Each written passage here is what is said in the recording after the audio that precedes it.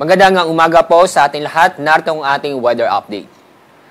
Frontal system pa rin ang nakakapekto sa bandang extreme northern Luzon. Samantala, itong easterlies ay patuloy pa rin nakakapekto sa malaking bahagi ng ating bansa. Yung pong frontal system ay inaasahan po natin kikilos, pahilaga at maaari pong mayang gabi o bukas ay hindi na ito makakapekto sa ating bansa.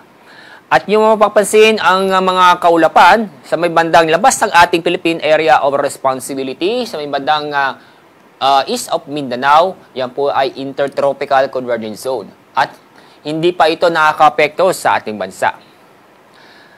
Sa ating lagay na panahon ngayong araw, dahil po yan sa frontal system, magiging maulap ang kalangitan na may mga kalat-kalat na pag-ulan at thunderstorm sa Batanes at Cagayan. Samantala, ang lalabing bahagi ng ating bansa ay magiging maganda at maliwalas ang panahon.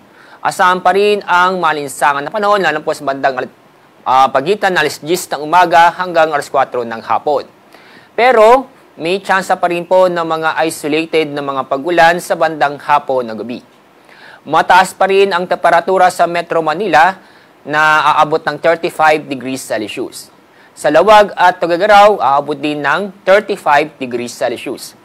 Dako na tayo sa ibang bahagi ng ating bansa.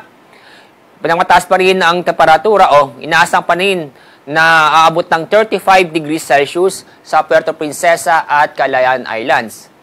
34 degrees Celsius naman sa Zamboanga, 35 degrees Celsius sa Metro Davao. Pagdating po sa ating 3-day weather outlook sa weekend po, patuloy pa rin na magiging maganda at maliwal sa panahon sa mga lugar po sa Luzon. Asahan pa rin po ng mga isolated na pag-ulan. Inaasahan pa rin natin ang malinsangan na panahon, lalo po sa bandang alas 10 ng umaga hanggang alas 4 ng hapon. Aabot pa rin ng 35 degrees Celsius sa Metro Manila. Sa Baguio City, 25 to 26 degrees Celsius. Sa Legazpi City, aabot po ng 32 degrees Celsius. Dako tayo sa mga lugar po sa Visayas. Asahan pa rin po ang fair weather, maliban pa lang po sa isolated na mga pag-ulan. 32 degrees Celsius ang forecast nating maximum temperature sa Metro Cebu. At sa Iloilo City, 32 to 33 degrees Celsius. At good evening po sa Tacloban City, naabot din ng 32 hanggang 33 degrees Celsius. Dako tayo sa bahagi o sa ilang lugar po sa Mindanao. Isolated na mga pag-ulan po ang inaasahan po natin sa bandang hapon na gabi sa susunod na 3 araw.